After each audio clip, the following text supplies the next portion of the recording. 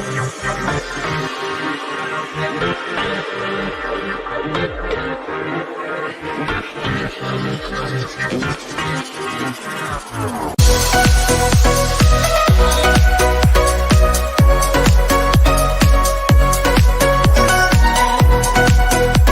this is Shannon Minter, NCLR's legal director, and I just want to thank you for your support of NCLR's vision of justice, fairness, and equality for all. We couldn't do our work without you, and we appreciate you every day.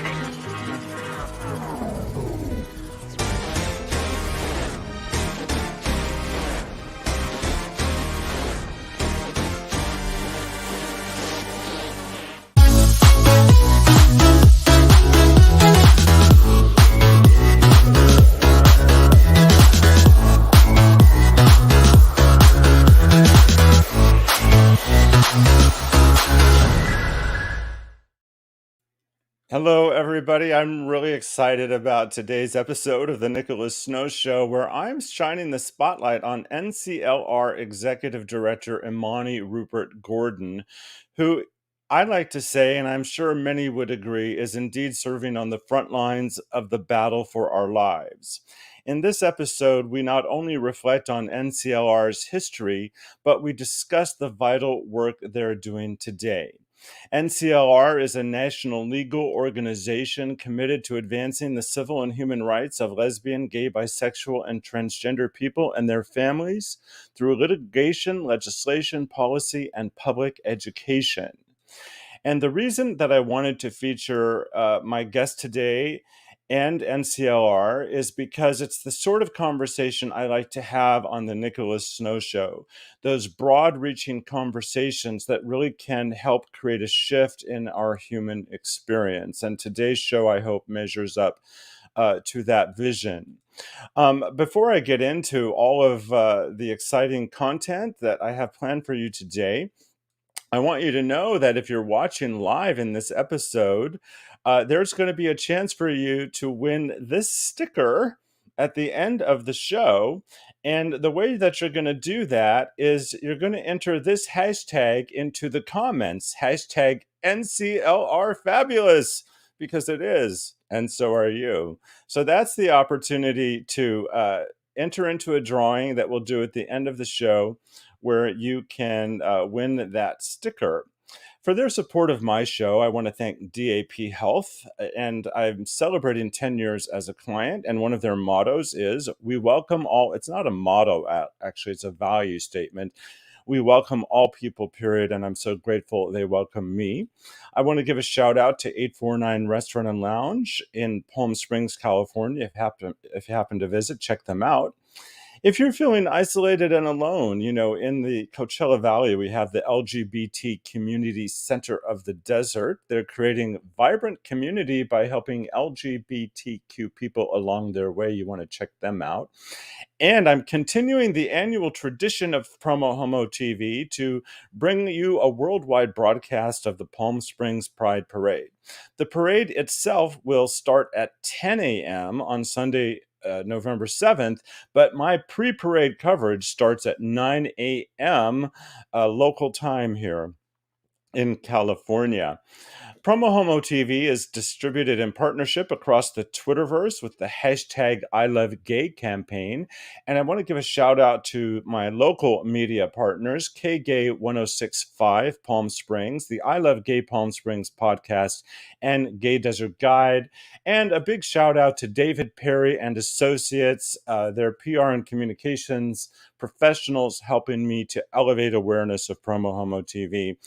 And for all of you that want your own PromoHomo.TV merch, it is available on Amazon, and you can find it from a link at PromoHomo.TV. And if you send me a photo of you wearing something, I'll put it in the show with your permission. And finally, this content is free, but if you become a PromoHomo.TV superstar and you subscribe to the network for a nominal amount, you also get a sticker and other perks. And here's a thank you and a shout out to people who have done just that.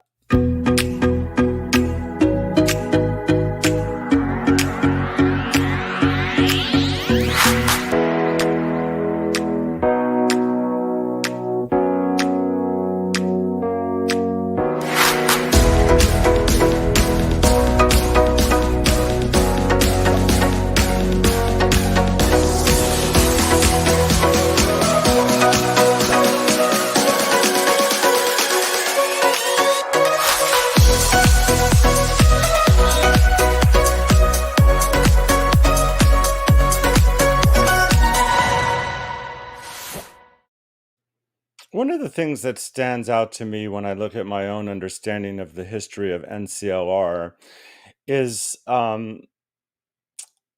we didn't in the past understand the intersectionality of the community.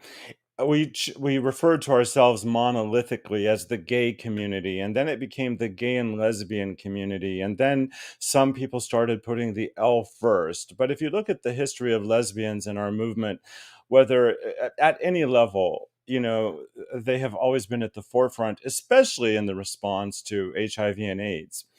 Um, uh, as I mentioned at the top of the show, the reason that I really wanted to focus on the work of NCLR is, even though their origins are rooted in the word lesbian, their work is so much more transcendent.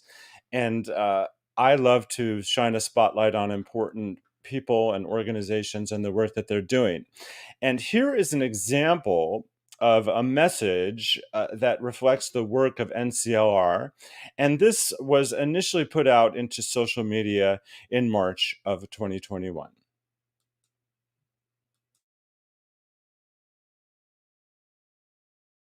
My name's Imani Rupert-Gordon, and I'm the Executive Director for the National Center for Lesbian Rights.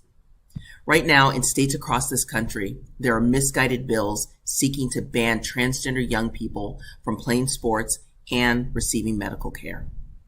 These bills are not arising by accident. This is an orchestrated campaign by anti-LGBTQ groups. These are the same groups that falsely said that marriage equality would destroy marriage and that transgender equality would destroy women's bathrooms. If enacted, these laws would be devastating for young people and their families. Even the debate surrounding these horrible bills is already causing lasting harm to transgender young people, sending the message that they don't matter. This message is untrue, and no child should ever have to hear that. And so I'm asking you to call your legislators and tell them that young people deserve better from us. We have to oppose these bills. It's our job and our responsibility to create a world where young people can thrive. And these bills are doing the opposite of that. We have to do better.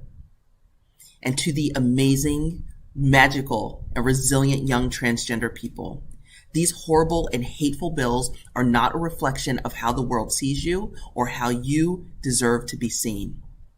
These are not a reflection of your worth. You are wonderful, you are needed, and you deserve to shine.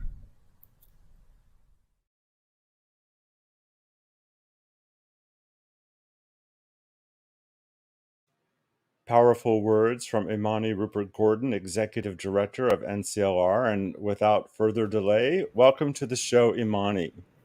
Hi, Nicholas. Thanks so much for having me. Well, it's my honor, really. Now, I know that you took the helm of NCLR. Uh, was it in the beginning of the pandemic?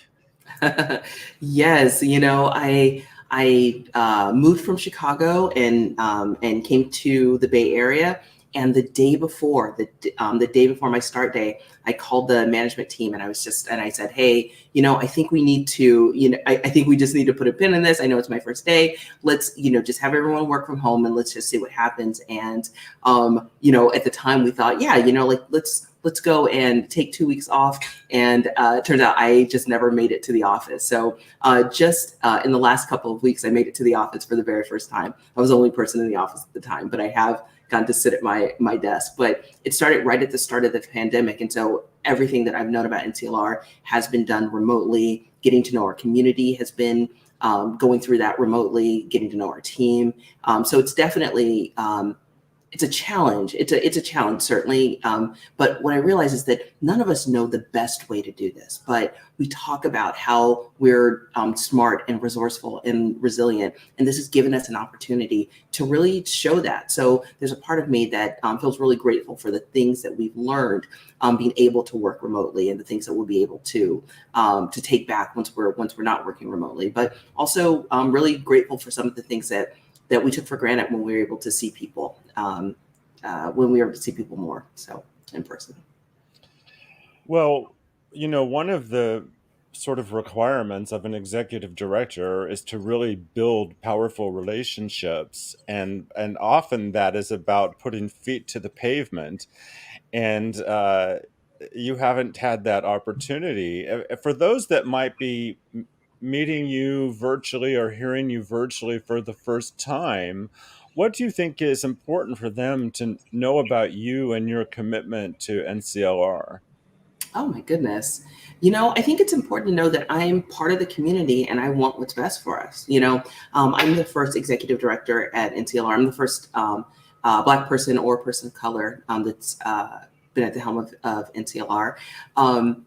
And I'm not a lawyer by training. And I think that that's something that is important for folks to know, but something that I think is also really important is that there's a lot of ways that NCLR does work. We do the hard-hitting litigation work that folks know about, that when folks know about NCLR, that's typically the work that people hear. But we also do a great deal of legislation and public education and community advocacy. And so these are all things that are really important to the work of NCLR. And one of the things I would always tell our team is that I am a regular smart person and I'm part of our community. And so I need to understand everything that we're doing. And if I don't, then we're not doing that well, because it's really important that the work that we do is so, so important.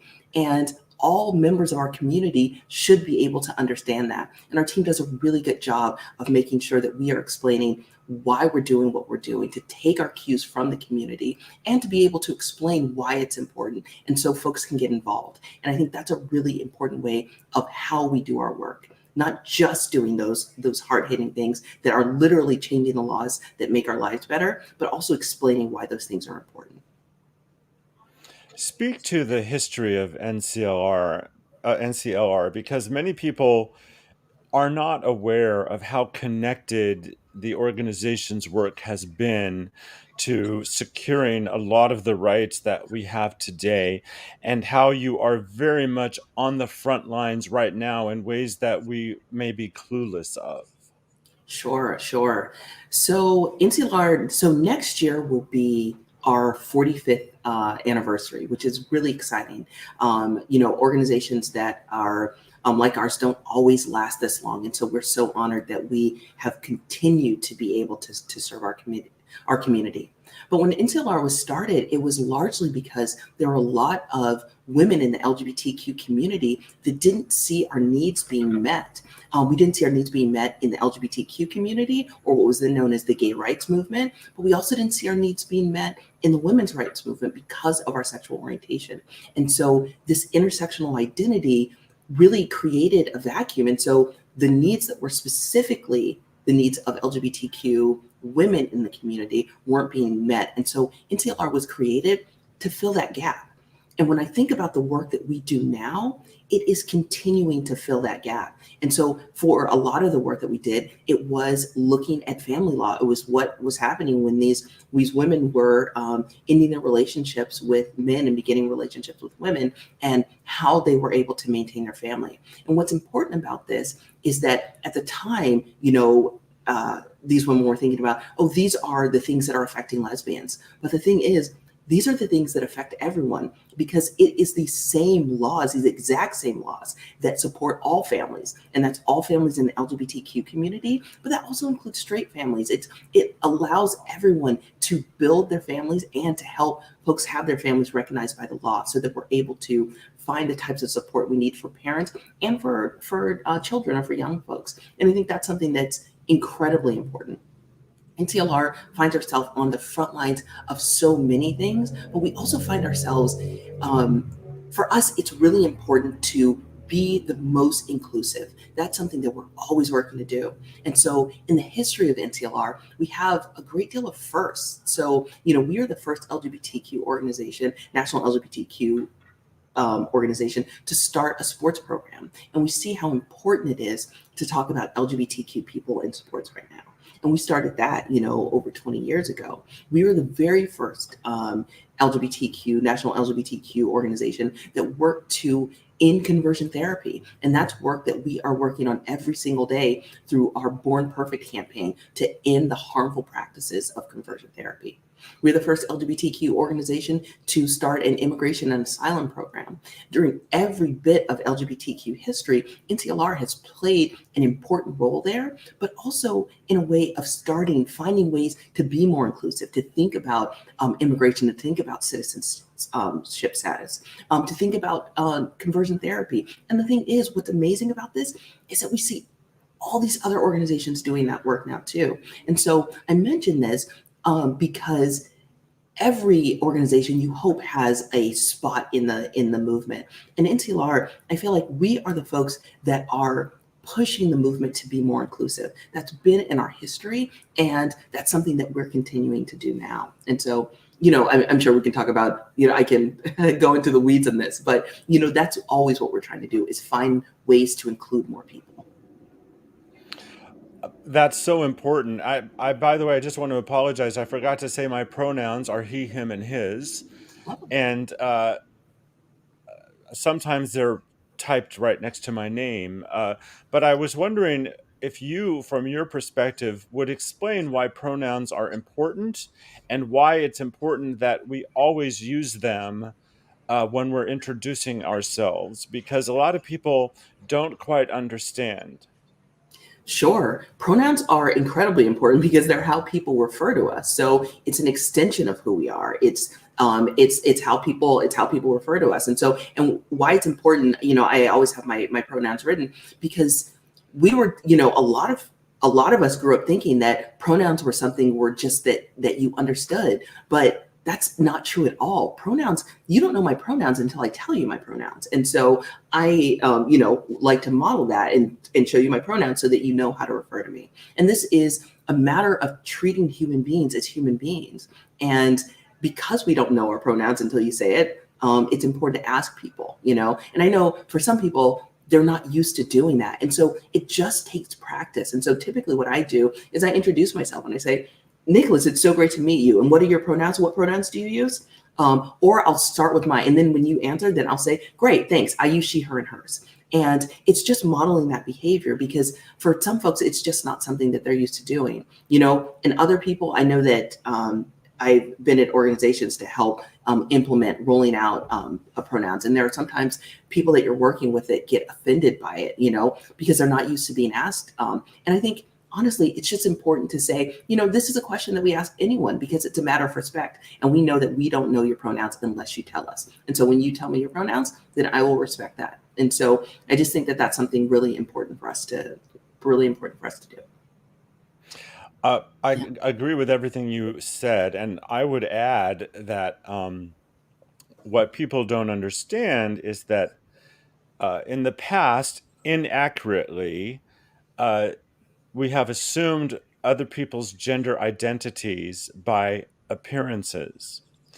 But because of the diversity and intersectionality in humanity, I've come to understand that someone's gender identity has nothing to do necessarily with their outer appearance.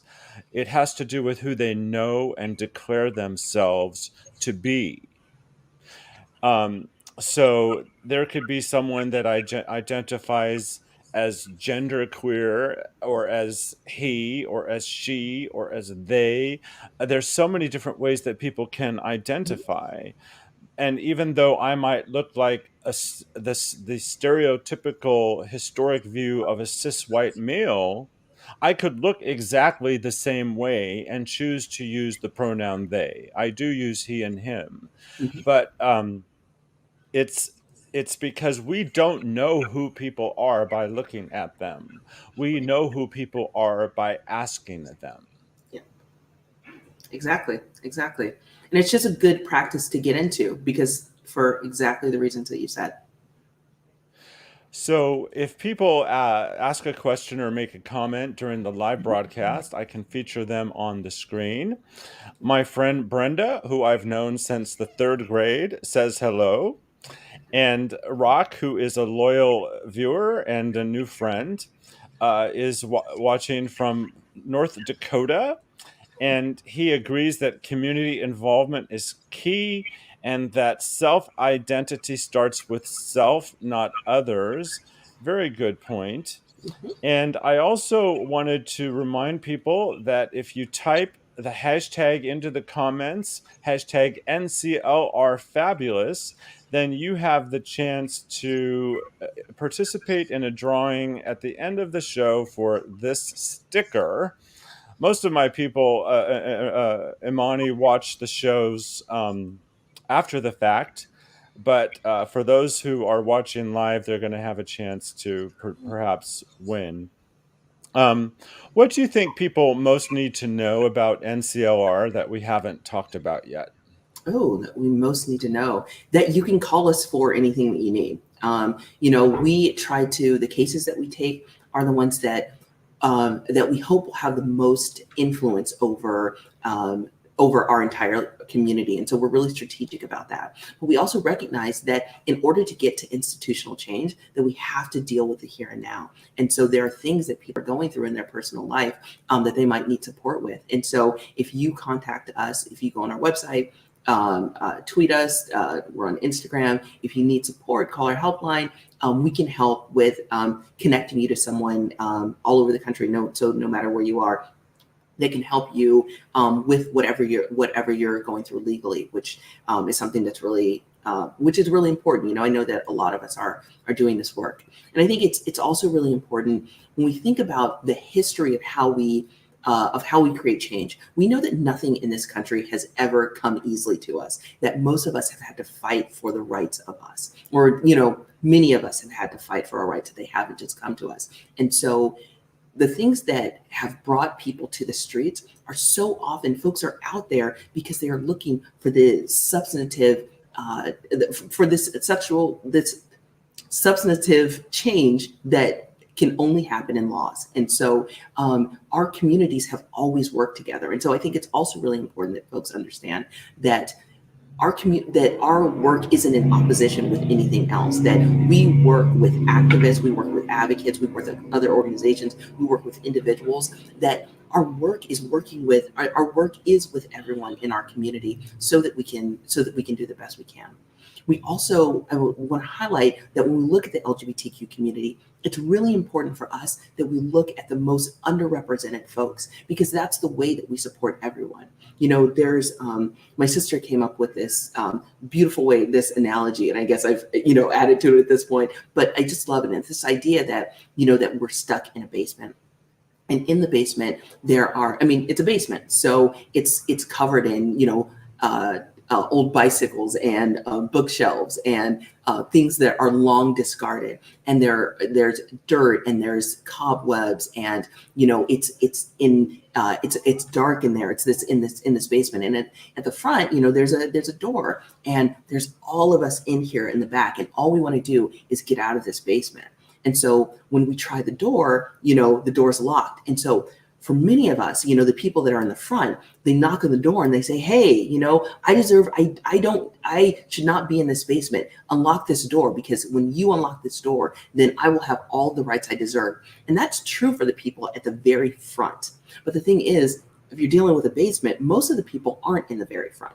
And if you did unlock the door, yes, there would be people that would just be able to walk out or to go out, and then they wouldn't be in the basement anymore. But the people that are in the back, the people that are stuck behind boxes, the people that have had bookshelves fall on them, they can't just opening the door, though that would be great.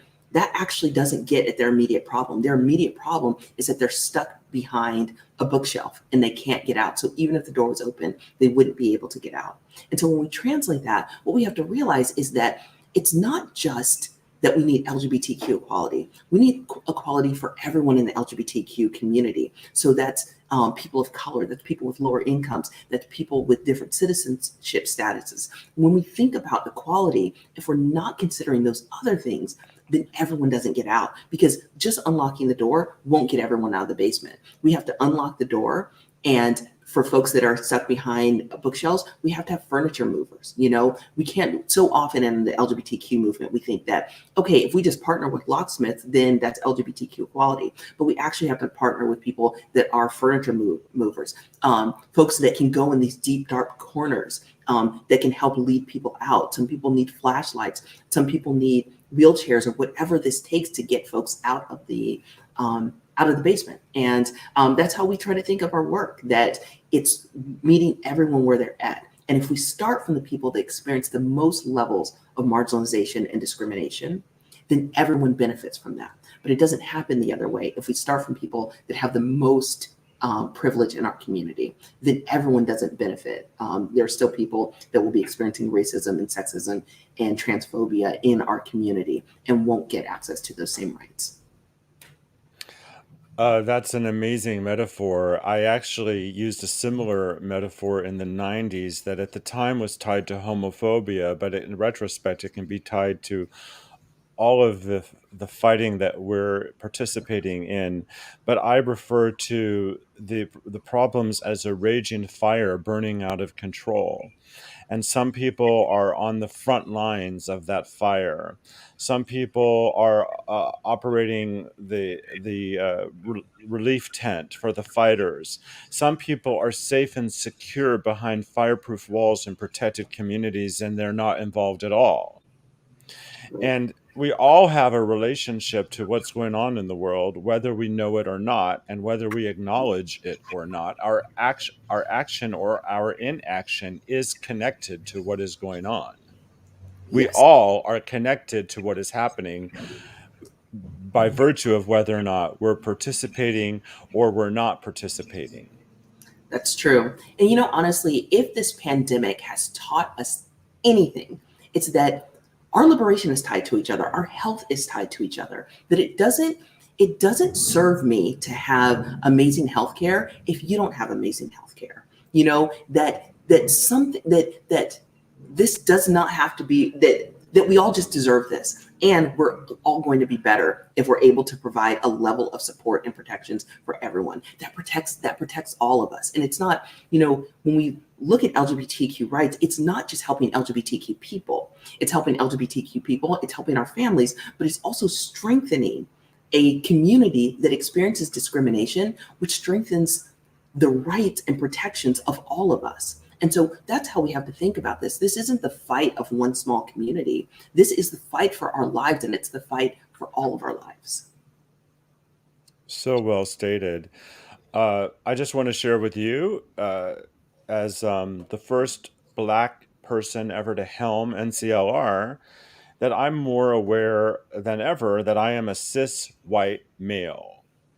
I'm more aware than ever of white privilege. I realize, even though I was in the Pride Parade with all of these people many years in a row, when I've stepped off that parade route, I have a very different experience of life based upon the fact that I'm a white male living in a society that was built for me on the backs of others. So that's not lost on me. And I'm doing everything I can do to be part of the solution and not part of the problem. And that's a conversation I have to have with myself. I know it's not your responsibility to tell me what to do, but I want you to know that I'm taking responsibility for doing what I can and understanding what I can. I appreciate your saying that. I really appreciate your saying that. And I also really appreciate that you're acknowledging that it's not the work of people of color to tell you what to do. And this is my line of work. So I'm also happy to share since I'm right here too. But I think, just to put a finer point on what you say, it's important that we recognize that even within the LGBTQ community, we still experience discrimination.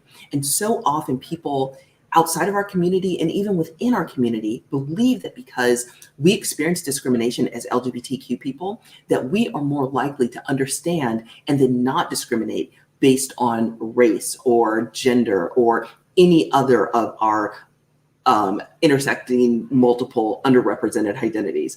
But that's not true, because if we think about it, that's not even how oppression works. We very much experience racism even within the LGBTQ community.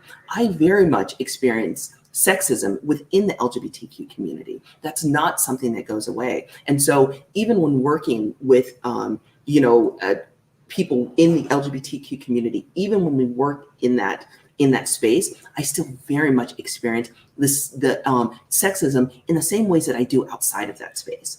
And I think it's really important that we name that and say, this is work that we always and continuously have to do. It doesn't just go away, and it's hard. It's not fun. You said this is work that I have to do myself. And the thing is, sometimes there are some things that it's just work we have to do ourselves, and it's good work, and it's hard. It's not easy. It is painful, because we all have our own privilege. Like, there's work that I need to do as well. When we have privilege, there are just things that we don't see. There's ways that we experience the world. We can't change that. We can't change that we have privilege, but we can become aware of our privilege, how our privilege shows up, and find ways to share that.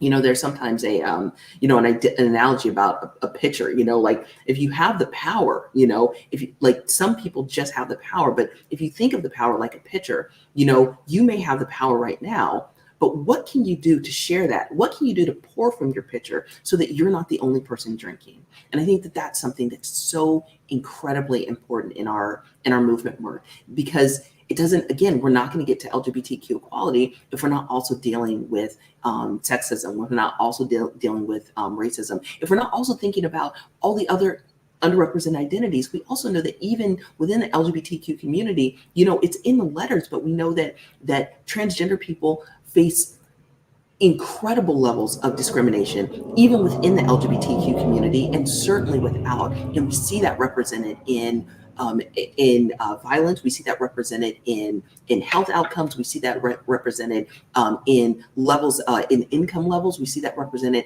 in the ways that folks experience discrimination. We even see it in the ways that we collect our data. So often when we're looking at the wage gap, we look at this very specifically about the amount of money that women make as opposed to men. But so often transgender folks aren't included in this, aren't included in the ways that we talk about data, because and honestly, there's not a lot of research on it. There's some research from Williams Institute. The National Center for Transgender Equality puts out a survey every few years and provides some of that data. But even when we compare it, we're looking at something like, 33% of trans folks are living in poverty. And so that is a different statistic than, when we talk about women making about 20% less than men, and Black women making 64 cents compared to the white man's dollar, Latino women making 53 cents to the white man's dollar. Those are different statistics. And so even when we're talking about our data, if we're not using those same things, so often people will leave out the distinction of trans folks, that we leave out that there are people with disabilities that make 37% less than people without disabilities. There are so many ways that we have to think about within our communities that we all experience our discrimination differently. It's not that easy. And so even within our communities, we have to look at how trans folks are treated, which is different in our communities, and bisexual folks. Bisexual folks make up the largest portion of the LGBTQ community and are so often left out of our conversations, are left out of, when we talk about laws, we talk about them in terms of often gay people and bisexual people, and sometimes transgender people, but so often bisexual people are left out. Now, usually the laws apply just as well to bisexual people, but we have to be careful there, because we don't want to write laws that continue to leave out a segment of our community where it might leave someone in a place where they're not as protected. We could talk for hours, but I know we can. I'd like to I'd sort of like to wrap up our conversation with a recall to both of our metaphors. Yours is the basement, and there are people that are behind the darkest corners and the biggest bookshelves that are extremely heavy and need a whole crew to move. And my metaphor of this raging fire where people are about to be burned alive. Why don't you talk about, in the home stretch, the specific hot spots or danger zones or dark places that are happening now, today, that you are engaged with as an organization? Oh my. Okay, so so many things, but one of the things that I'll say right now, I talked earlier about NCLR being very much part of family law and really creating a lot of those very early early conversations that now make up what we call family law. One of the things that we're looking at right now is the child welfare system, and the reason is because we know that as soon as children, and honestly, as soon as anyone is involved in the system, they immediately have negative and worse outcomes. These systems do not make people stronger. They do not make people better. They actually make people worse. And so that What is. do you mean when you say the system? For So people I'm that talking don't about, know. sure. So in the child welfare system, we're talking about foster care, but also, when we talk about incarceration, when we talk about ways that people become system involved, these are supposed to set up a safety net, find ways to support folks, but we see that the outcomes actually don't always have that. And so, Well, also those systems have often been built by people that want to continue to oppress. Those systems have been built to keep the powerful powerful, and they're in so many times about marginalization and othering and making people less than. The systems that are just that we have to rely on to help have been used for a long time to hurt as well.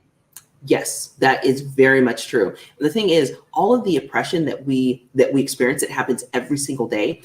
It is with those same things in mind that builds these systems, and that's why we see this level of marginalization exist within the systems. And so that is, yes, that is exactly what I'm saying here. And so, when we think about the foster care system, when we talk about that as an LGBTQ issue, so often we're saying that this is the way that LGBTQ people start our families. And so that's how it's an LGBTQ issue. It's an LGBTQ issue when parents are trying to become foster parents or adopt children. That is when it becomes an LGBTQ issue. What we realize is that if you think more intersectionally, you actually see that when you look at the child welfare system, it's actually largely made up of the children of Black and Indigenous lesbian and bisexual mothers.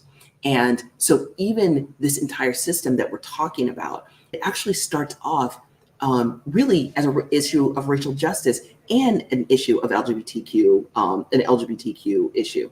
And it starts there, but so often we ignore that. And so when I was saying earlier how important it is that NCLR works with the most underrepresented folks, and that we try to think about things in the way that we try to think about things so that we're considering people that have the most levels of marginalization, then that's why we start to think about things like this. How can we go a step further? What's a step before that? And I think that's an important thing about talking about intersectionality. And before I, name something else, I wanted to say something else, because you were talking about these systems built into place, are just in place, and I know if that's the first time you've heard it, sometimes it's a hard thing to understand. And we've been talking a lot about a concept of intersectionality. And I just want to spend a little bit of time on that, because I think it's important, and we get it wrong a lot. So when we talk about intersectionality, so often we're saying things are harder for people because they have multiple underrepresented identities. They might be Black and a woman, or they might be an LGBTQ person and a person living in poverty. And that might be an intersectional issue. And it is. But when we talk about intersectionality, what we're actually talking about is a term that was coined by Kimberly Crenshaw. And Kimberly Crenshaw is a lawyer by training. And what she was looking at was a very specific court case where Amy DeGraff and Reed was suing her employer because she was being discriminated against because of her identities as both as a Black person and as a woman. Now, because of the show, I will spare you walking through this court case. It takes me 7 minutes to do it. But she was being discriminated because of both of these things. Her employer said, that's untrue. We hire Black people and we hire women. So it's not possible that that's true. And in fact, the fact that she's suing on the base of gender and on race, they said that she was actually just trying to cheat the system and just say, I'm just going to sue for everything I can and see what happens. And the judge ended up agreeing with the employer, which was General Motors at the time, and ended up siding with them. But what they failed to acknowledge is that GM was hiring men and it was to hiring men to work on the assembly line in particular. And they weren't hiring women because at the time there were laws in place that women couldn't, well, they said at the time there were laws in place that women couldn't work more than 9 hours. They simply couldn't work. And so it would be a hindrance to have women on the assembly line if things went over and having to pull someone off. In the places they would hire women are, as in the admin position, public facing positions, they would theoretically hire Black women, but they didn't. Every woman that was employed there was a white woman. And so when they finally did hire people, like when they finally did hire these Black women, and then later had to downsize in the first, the last hired or the first fired, all the Black women lost their jobs. And so what they were saying is, if I could have had a job earlier because I would have been hired as a Black person and working on the assembly line, or hired as a woman working in the admin position, then I wouldn't be fired now. And so what they were realizing is that even though General Motors didn't have this formal hiring policy, they did have a practice, and that was that the men they hired were white, and the women the Black people they hired were men, and the women they hired were white, and so did leave these Black women out. And so when we think about intersectionality, it's important because she came in because there were employment protections during this time, and she thought, I should have protection here. But the employment protection didn't happen because of her experience as both a Black person and a woman. And employment protections were put in place because they were probably considering someone that was a Black person or a woman, not both of those things. And so when we think about intersectionality, it's not just how difficult it is when you have multiple identities. It's actually the systems that are in place that allow folks to fall through the cracks because of the way that their intersecting identities come together. And the thing is, we can't leave those alone. I can only talk about an LGBTQ identity as a Black woman. That is the only way that I know how to do it. When I came to talk about LGBTQ people, I didn't just take off my identity as a woman. I did just take off my identity as a Black person. All of those things come together, and so our solutions have to come together too. And so I wanted to name that. So that's an important part of being intersectional, and why we're working with the to fundamentally transform the child welfare system, because it's an issue of it's an intersectional fail, and that's something that we're looking to correct. We're working on so many other things, but another thing I wanted to name is that we're working on the Equality Act right now. We want to pass the Equality Act. The Equality Act would provide federal protections for the very first time for LGBTQ people in this country. We have been trying to pass some version of federal protections for LGBTQ people for about 50 years, and we stand a shot at doing it, and it's really important. It's important to name this too, because for people like us that live in California, we have a lot of protections, but that's not true. That's not true in half of the states in this country. We can literally lose rights if we go to different parts of the country, and that's something that's important. The Equality Act would fix that. And I'm saying this because so many of us, we actually believe that we already have these rights, and they don't exist. There are so many places that we can lose our apartments because we live with our same-sex or same-gender partner. There are, after the Bostock decision, we in theory shouldn't lose our jobs, because we shouldn't lose our employment because of our identities of LGBTQ people. But that still means that we have to go to court. That doesn't mean that people have stopped losing their jobs because they're LGBTQ people. When we think about public accommodations, it would drastically expand what's considered a public accommodation, so that LGBTQ people wouldn't be discriminated against in the ways that we are. And so that's a really important thing that we're working on right now. It would be an incredible win for our community. And, I come from, I'm an activist by training, so often when we're thinking about when we think about what is going to be best for our community, we don't always think about these larger solutions. But if we had these protections in place, these federal protections that weren't just by state, but throughout the entire country, this would help all members of the LGBTQ community keep us from experiencing discrimination. It would help with housing. It would help with healthcare, all of these big things, education, all of these big things, but it would also just make our lives safer. People would legitimately be safer it would be easier for us to have jobs. The thing is, the reason LGBTQ people make less money is sometimes because we just are hired at lower levels.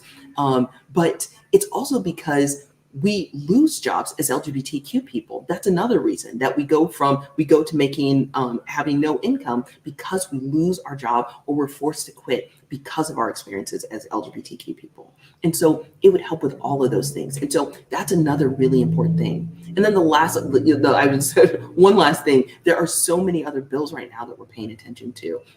There are 2 bills that really would impact voting right now. And that's something that's important for us because we know that this is how things change when Biden, and this isn't partisan. When Biden stepped in office, he literally on the first day expanded the Bostock decision so that it goes across agencies. Now we need the Equality Act so that is codified, and we don't have to wait for a president to do that. But that's our vote actually made things safer for us. In the first week, he ended the transgender military ban, and that's something that NCLR was working on for years. And the importance of that, it's not just everyone should be able to be in the military, and if they don't, then it's not like that. The military is the largest employer in the United States. So when we're saying that people cannot be in the military, this makes this an issue of economic justice. And so thinking about all the ways that our votes matter, and we are entitled to them. It should be free, it should be easy, and it shouldn't be discriminatory for folks to just go out and vote. And so there are a lot of ways that we need to pay attention right now because we think that we have protections that so often we do not. Well, Imani Rupert-Gordon, thank you so much for joining me today. I had a feeling you and I would have no problem talking with each other and filling up time, but I think the conversation has been just vitally important, as is your work. I'd like to just offer you a final question. My question is, what gives you hope and inspiration on a daily basis to do what you do? And then I'd love you to follow up by adding anything else that you want to make sure is stated in our interview. Sure. It's I know a lot of people say this, but I'm really inspired seeing younger folks get in this fight and what they're doing. I know that it has been so incredibly important to me in everything that I've been able to do. I feel the support of the people that I get to stand on someone's shoulders. And that means so much to me because I know that there are things that we're able to do because of the work that people have done before us. This isn't an easy fight. It's not just something that changes overnight, but there are things put in place, there are steps, and we're able to make these changes. And that's something so important. And so just as proud as I am to stand on the shoulders of giants, I'm so excited to see these young folks that are doing such amazing things and pushing to be more inclusive and more intersectional and including the range of things that we talk about. We are in the midst of a global pandemic right now. Climate change is real and has very, very real outcomes for us. And we're seeing these fights being taken up by young people and just so magnificently. And that is really, really wonderful to watch. The last thing I want to say is that it's also really important for us to work with people that don't yet think like us. One of the things that's so important at NCLR is that we work with absolutely everyone because our community is everywhere. No one is, everyone is LGBTQ people are everywhere, and so everything is our issue. And so it is our work to work in coalition with people that don't think like us, because what we want is for everyone to be fighting for the rights of LGBTQ people. We want them to be doing it. We want them to be doing it even in the rooms that we aren't in. And I think that is something that I'd want to leave folks with, that the work is not just thinking about people that think like us. The work is changing hearts and minds. That's not something that we ignore. It's important. Well, I agree with you on everything you said. I'm so inspired by our youth today, their fierce expression that is occurring in so many different ways. and the importance of working with people that aren't like us, that don't have the same thoughts, beliefs, or views. It's the conversations that create the change. Yeah. That's exactly Well, right. I want to thank you again for being on the show today. It's been a pleasure, and always call upon me if I can be of service to you and to NCLR. I really appreciate that, and please do reach out to me for the same thing. It's been such a pleasure, Nick. Okay. Have a wonderful day. You too. Thank you. You're welcome. For those of you at home, I hope you've been inspired as I have. I did have a contest, but nobody entered, or maybe I'm not doing it right. But NCLR is fabulous. That was the hashtag. You can find out at more at nclrrights.org. Imani, if you want to hang out for just a second, I can speak with you briefly after I end the show. And for those of you watching at home, thank you always for your support. Much appreciated. And I just can't get enough of your energy.